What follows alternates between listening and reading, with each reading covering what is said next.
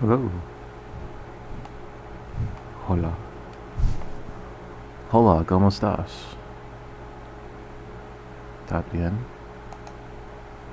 ¿Qué pasa? Hey, what's up?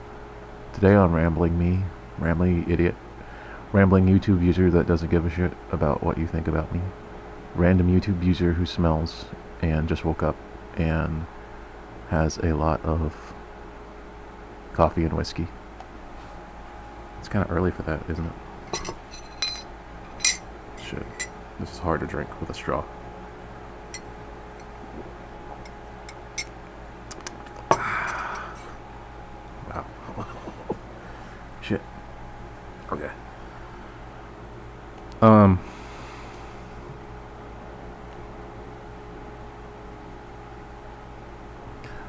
gonna say right now, a lot of this is just gonna be me reading, so this might be boring as hell.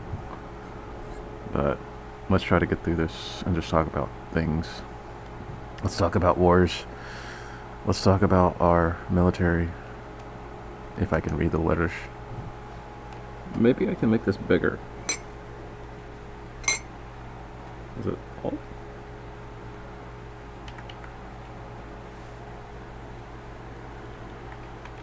Shit, I thought I was pressing it right. Is it plus? There we go. That's a little better. Alright. I'm gonna be kind of doing this a little...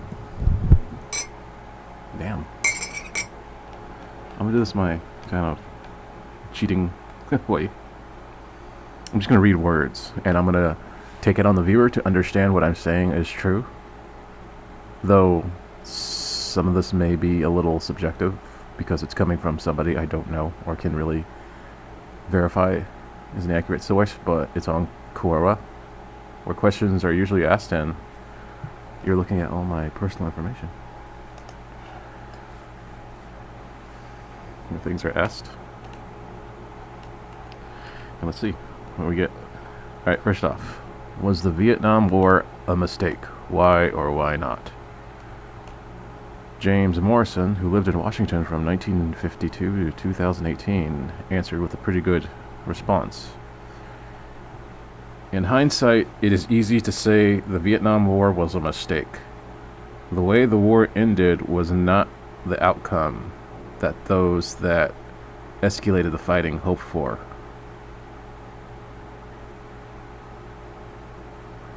The U.S. had been doing a bunch of backpedaling, starting with Kennedy. The bailing out of the Bay of the Pigs was a big fiasco. This made Kennedy seem weak. Then the Soviets began building the Berlin Wall, and all JFK does is give his "I am a Berliner" speech. The communists and military people in the U.S. began seeing Kennedy as weak. Kennedy finally stands up to the communists during the Cuban Missile Crisis, but at the risk of nuclear war. Then JFK announces a troop reduction in Vietnam. Kennedy doesn't understand military power. Many Americans begin remembering their glory days of World War II.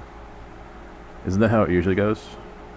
We have like patriots and shit that start to like feel good about being conquerors, and they all just like get all war hungry. Isn't that what just happened recently at the Capitol? With Kennedy's assassination, the obvious American solution, LBJ goes back to the Democrats' playbook and announces American boys shouldn't have to go 8,000 miles to fight a war that Asian boys should be fighting for themselves. Keep Americans out of the war until re-elected is what Johnson really means. That's usually how Democrats play. They try to cater to the side that's like being oppressed, and then, you know, they just want to get elected again. It's always the same thing. Johnson relies on Secretary of Defense McNamar's judgment, which is the U.S. is technically much more capable than the peasant rice-growing soldiers of the communists that Didn't work out. With a more savvy and better educated military, the U.S. should make mincemeat out of the communist opposition, which didn't happen. That was McNamar's reasoning, a super brainiac that had all the answers. Home field advantage never entered into his reasoning. Johnson and Nixon preferred carpet bombing, 60,000 pounds at a time with B-52s. So basically right there it's saying that the U.S. has all of its like military power to like bomb people, you know. Why should it matter if they oppose us in other countries when we could just fly there and bomb them, basically? And you've seen that all throughout the years. General Westmoreland was convinced the war was almost over because the communists were slowing down on their offenses. The end is in sight, the general proclaimed, not knowing the communists were gearing up for the largest offense of the war, called Tet. So the communists in Vietnam were already prepared for America. It doesn't matter that America thinks that they're so strong that they have so many fucking weapons and like troops to battle other people in other countries. It's the fact that people can prepare just as much. It doesn't matter that you think you can beat them. Obviously, you couldn't beat them. McNamara came to the conclusion that after another 100,000 Americans had been added to the war effort without any significant changes in the outcome, that the Vietnam couldn't be won. That didn't slow down the fighting. Now a way had to be figured out of how to get America out of the war that it started. The communists took a terrible beating with their Tet offense. The Viet Cong, the communist rebels in South Vietnam, had been greatly diminished as a fighting force, but the communists were more than buoyed by the growing anti-war movement in the U.S. So other countries do see that, like, you know, people like us who are actively against war see that we don't like it. So it's almost like our determination of having no war helps other people. I mean, they still get fucked up, but it's good that they see that, like, we don't like it either. We don't want it happening either. We want it to stop. Nixon had to call on the silent majority as the war protesters were weakening the U.S. peace position. Nixon secretly expanded the Vietnam War into Cambodia and Laos. 4 days later, when this was exposed, Ohio guardsmen fired on Kent State College protesters, killing 4. Shit. The U.S. is so fucked up. As if Nixon didn't have enough problems with the war, Nixon got embroiled in the Watergate break in cover-up, part of his own making. So no one was prepared for shit. There's a war and then there's a fucking shitty president trying to, like, fucking take over. Nixon and Kissinger secretly worked out a peace deal where U.S. POWs would be released and South Vietnamese would now do their own fighting. While the North stayed up in North Vietnam, little did Congress know that Nixon had secretly promised the North war reparations as the deal of the return of U.S. POWs. The North had sought a ransom price based on JFK paying Castro for the release of the Bay of Pig prisoners.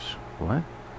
The North had released half of the POWs, including John McCain, to steal up the peace accords, with the second half to be released after the reparation payments. When Nixon resigned, Congress did not know of this secret payment arrangement and refused North Vietnam's request for reparations. That's fucked up. United States double-crossing again. These POWs were abandoned. Damn. And movies like Rambo and one starring Chuck Norris showed fake rescued of abandoned POWs. What?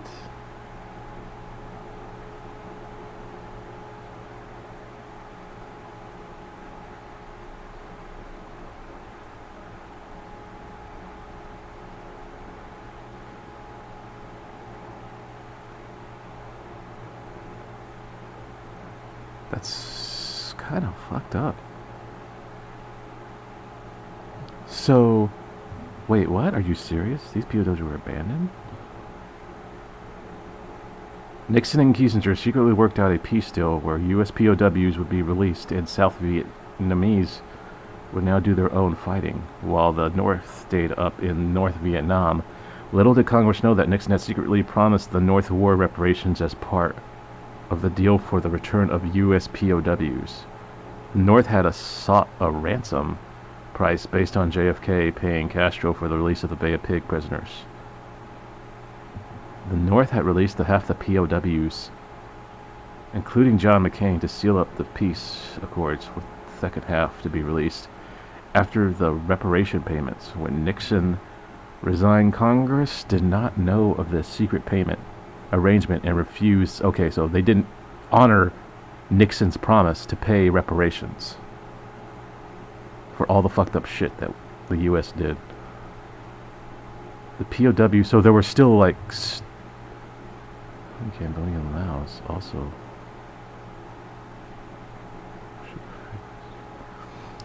So the fucking Rambo movie and whatever the fuck Chuck Norris made movies about rescued, abandoned POWs that were never rescued. Well, half of them were. But because Congress didn't want to pay fucking reparations for fucking us attacking their country, they just said no. They just lied. Or, yeah, they lied. The way more POWs were held in Cambodia and Laos, who also wanted payments that never came. Yeah. The way the war ended showed the war should never have been fought. The way communist Vietnam is today is not totally barbaric as prophesized in the early years of the U.S. involvement. The end objective of the U.S. scouring out Vietnam definitely didn't justify the cost of 58,000 who died Americans and 400,000 injured. A war that doesn't accomplish anything shouldn't be fought, and Vietnam was such a war. So that's one of the many, like, coup attempts of, like, the American military, and they didn't really mention the French, but I guess we're just focusing on America. It was a French and American effort, but this one's particularly talk about, because, like, why does America need to be involved in this shit? Why does America have to, like, fucking feel that they have to, like, own countries that don't want them there? And this is still going on today. And we're still feeling like the effects of Vietnam today. It's not even like this was just like in the past. This is like less than 100 years ago, and people are still suffering from it. They're veterans' families who suffer from this still, from the PSTD of it all. A war they didn't have to go to. A war they didn't have to go to. Listen to my fucking voice. This was a war that never needed to happen. But Americans thought that they needed to have this war to take over Asian people countries that don't want them there.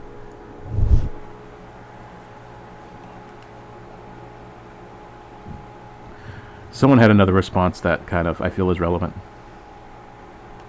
I'm going to read it. Military victory is dead. Duh. There is no such thing as military victory. There's nothing to fucking win. Alright.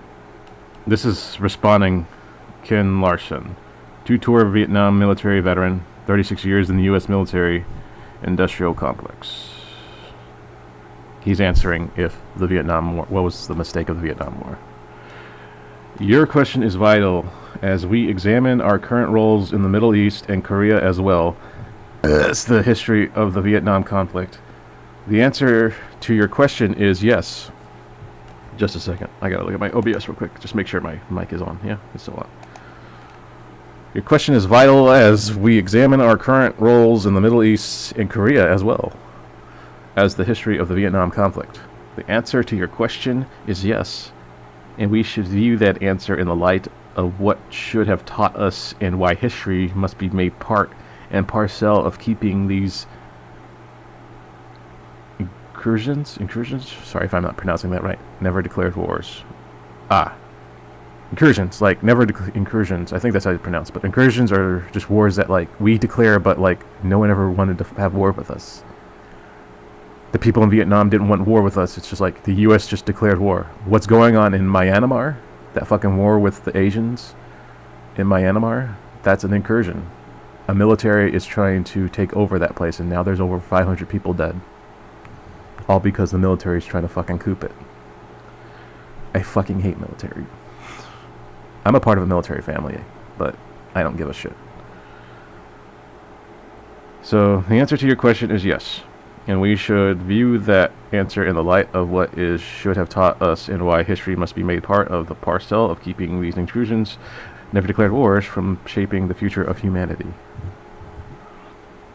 Put succinctly, military victory is the modern era is dead. There is no victory anymore. There's just not.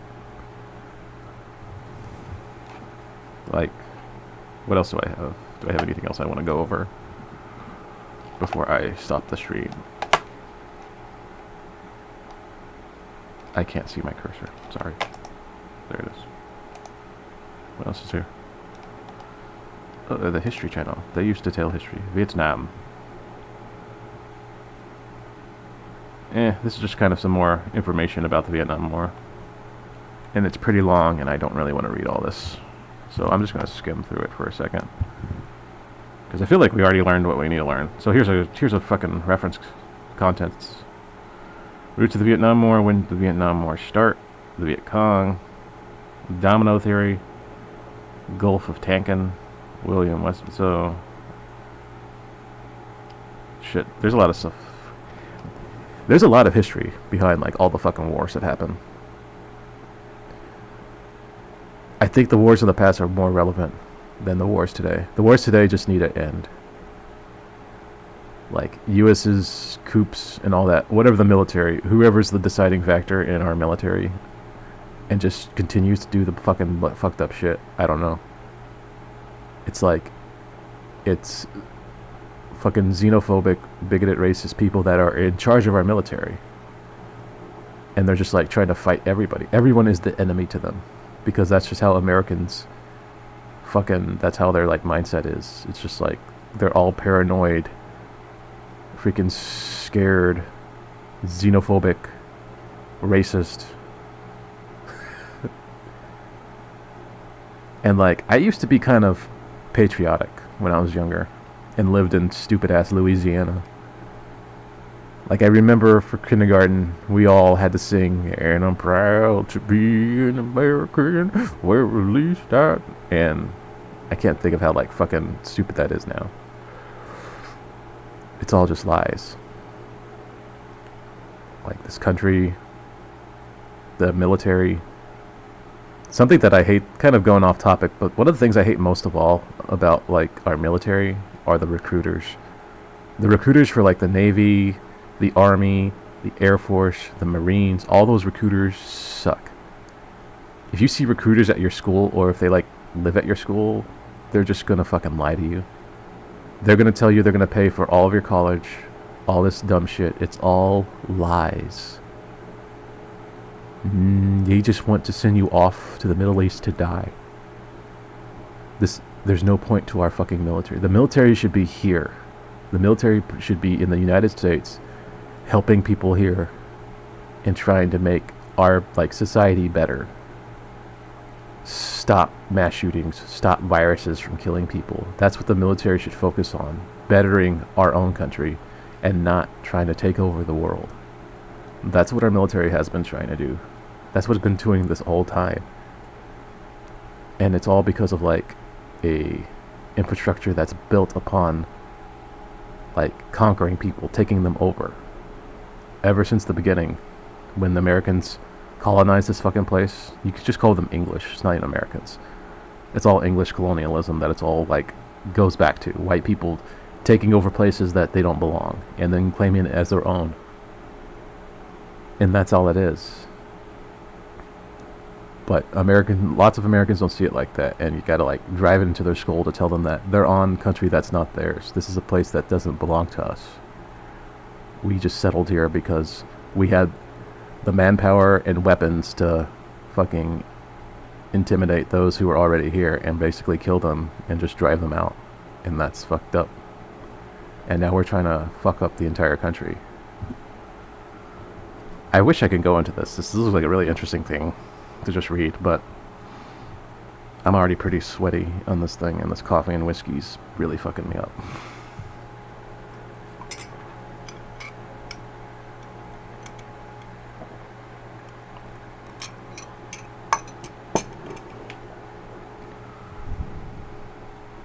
I'm just kind of glancing at it.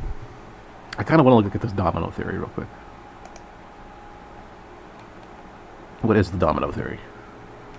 A team sent by President John F. Kennedy in 1961 to report on conditions in South Vietnam advised a buildup of American military, economic, and technical aid in order to help Diem confront the Viet Cong threat. Working under the domino theory, which held that if one Southeast Asian country failed to communism, many other countries would follow, Kennedy increased U.S. and aid though he stopped short of committing to a large-scale military intervention. In 1962, the U.S. military presence in South Vietnam had reached some 9,000 troops compared with fewer than 800 during the 1950s. So Kennedy was afraid that, like, since one southeastern country fell to communism, that the rest would, in which they did. So, to answer to this, Kennedy tried to send more troops to coup the fucking country, and this is so wrong. This isn't how fucking democracy works. First off, the stupid-ass domino theory, it's like, why do you have to have a theorize about how people want to live? You can't think of people like fucking your own little test subjects. If you already have, like, not that many soldiers to begin with, sending more isn't going to make it better. That's probably what set all the people off to fucking start a war against you. From invading their country, you're invading their country. What do you expect people to do? Fight back. I hate the military so fucking much. Fuck the military. Oh gosh. Can I ever have a stream where I'm not fucking cussing my ass off? I tried to not cuss too much because I wanted this to be a little educational, but it's not. It's more trashy talking and hating on the shitty US. Norway called us underdeveloped. There was an article I read. We're one of the most underdeveloped countries because we can't fucking have normal ass health. We can't have universal health care. We can't fucking have any kind of gun control system. We keep having mass shootings. Those don't seem to stop. Where are those good guys with the guns? Where are those good guys at the guns at? I thought they were supposed to be helping. I guess they're getting shot too. People are starving. Homeless people. You have fucking cops guarding garbage bins from homeless people eating. Black people, minorities in general, are fucking targeted, bullied, harassed, murdered. This is underdevelopment. It doesn't matter that you have your own stupid ass opinion about, like, how you feel about, like, other people or just whatever. It's 2021 and we're still fucking with racism. We're still fucking with couping countries. This is why we're underdeveloped, because we don't seem to be going past this rule all mentality that is, like, stuck in our fucking military, in our fucking society, our infrastructure, all this shit. No one's getting a clue. And this is, like, why other countries hate us. This is why other countries call us underdeveloped. People should have, like, a living wage. People should have universal free healthcare. People shouldn't have to work and kill themselves doing it. Amazon workers shouldn't have to pee and shit in bags because Amazon thinks they're robots. You have rights. You can't give in to, like, fucking all these stupid ass companies all built around capitalistic practices that don't benefit people as a whole. It's all made to just, like, fucking pick out those who will, like, work for anything. Motherfuckers who will work for $10 a day picking grapes or some shit. Fucking ignorant, like, minor workers who will work for anything because that's how they've been like fucking conditioned to. Oh, si, senor. I will pick all your grapes for $10 an hour. I don't care. I don't need much for me and my familia. Si, senor. I will do what you say. I do not need benefits, senor. I am good. My name is Pablo. Si, senor. I will do all that you say. Si, senor. Si, senor. Si, senor. You can rely on me. Si, senor. I will do anything as long as you give me money for my tortillas, my burritos, my empanadas, my soft crunch tortillas, my hard crunch tortillas. Si, senor. Si, senor. I will do anything for money. No, I don't care about freedom. Am I racist? I don't know. I'm 4 different races, so I like to think I'm not racist. I'm white, I'm French, I'm black, and I'm Mexican. That's a lot. I don't know what the fuck I am. I'm a mixed bag. Alright, I'm gonna stop the stream, because I've talked about... There's a lot to learn about the Vietnam War. There's so much to learn. And the thing is that the Vietnam War is as much relevant as it was then, and it still is. And like I said, there's still people suffering from the Vietnam. There's still fucking war criminals on our side who live normal ass lives, just fucking benefiting off a war. That's how it is. These wars aren't made to fucking solve anything. These wars are made to fucking circulate money for weapons and death. That's all it is. That's why it's like we need a change. I know world peace seems like a fucking fantasy, but we have to like fucking focus on something, because right now it's just, there's so much chaos. There's so much like death and destruction from all sides, and no one's taking time to like really understand each other. It's getting out of hand, and I don't know how much longer it's gonna go on, because it's just like everything has a breaking point, no matter what. I feel the U.S. does. Evidently, it did during the Vietnam War. We sent troops over there, but then they drove us out, and then the Vietnam War is seen as one of the biggest financial and just war failures of the U.S. So it's like, how much longer can like wars with the Middle East go on until the U.S. realizes that they failed another war? I know failure is hard, but failure is one of the like big things for growth. And for the U.S. to just come to that conclusion that they can't control the world, maybe that will be the first step to just fix its own. Why don't you fix yourself before you try to fix the world? Look at the U.S. Look at the mass shootings. Look at the injustice against black people. Look at George Floyd right now. The George Floyd case is one of the biggest like factors of like how injustice will go. That will, depending on the George Floyd case, will be how much more of a fascist country this is.